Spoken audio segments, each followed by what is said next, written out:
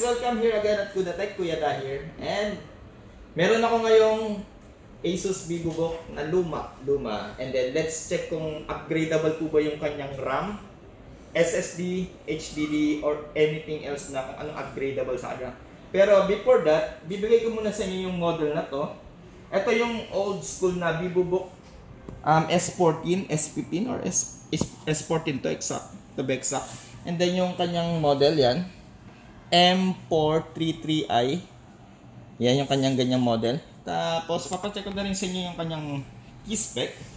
Usually ang kanyang key spec is Ryzen 7 4700U na may base frequency na 2.0 GHz, and then also the memory na mayroong 8GB 3200, and then storage for the 512 Intel SSD, and then Wi-Fi 6 na po siya, or wireless AX, and then with the graphic card of AMD Radeon.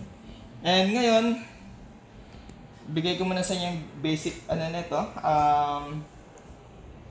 appearance. Okay. Bali, ito is made from magnesium alloy. Tama na, Josh, magnesium alloy yung kanyang lower part, and then yung upper part magnesium, kaya siya mukhang metal. Then also the back cover is magnesium alloy with the ports of power port, HDMI, USB 3.0, USB Type-C, and audio jack. And then the other side is meron siyang USB 2.0, dalawa, micro SD card reader with the indicator, and meron rin siyang fingerprint scanner, and then backlit keyboard na rin po siya. Okay, with the camera. And also check natin kung upgradable ba tong unit na to.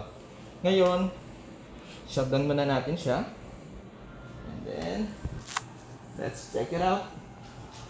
Actually, nabuksan ko na siya kanina, kaya ready na siya. Ayan. And, ito na po yung kanyang laman. Ayan. Here's the complete visual of the internal ng M433i na S14. Yes. And the question is, upgradable po ba yung RAM niya? So far, as inspection, hindi po. Kasi built-in na yung kanyang 8GB 3200. Bali, ito yung kanyang RAM slot. Yan. Ito, naka-built-in po yung RAM niya, naka-soldered onboard. So, maximum RAM is 8GB onboard.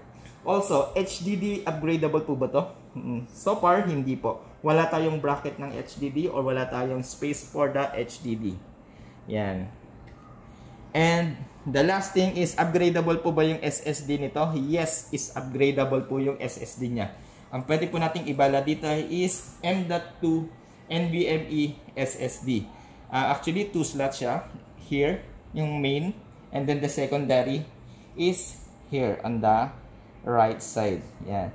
Maximum capacity nito is kaya niya mag-hold ng dalawang 2 terabyte. Dalawang 1 terabyte. Sorry. Two pieces of 1 terabyte each slot. Bali, 1 terabyte here, 1 terabyte here. And ito, tour ko na rin kayo. Ito yung kanyang Wi-Fi module, yung wireless AX. Yan. And ito yung kanyang heat pipe para sa kanyang processor na embedded yung kanyang graphic card. Yan. Also, this is the battery with the 11.55 volts with the 50 wattage per hour. And also the speaker. Yan. So far, itong unit na to is slim type. Good siya. Kung sakaling hindi nyo na kailangan mag-upgrade from higher capacity ng RAM, but you need to upgrade ang storage for the SSD. Yes, pwede siya.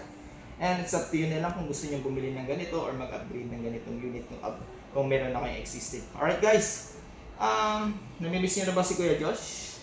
Hindi? Okay. Sige. Mag-unboxing siya ng new item para sa inyo for the next video. Alright guys, bye-bye.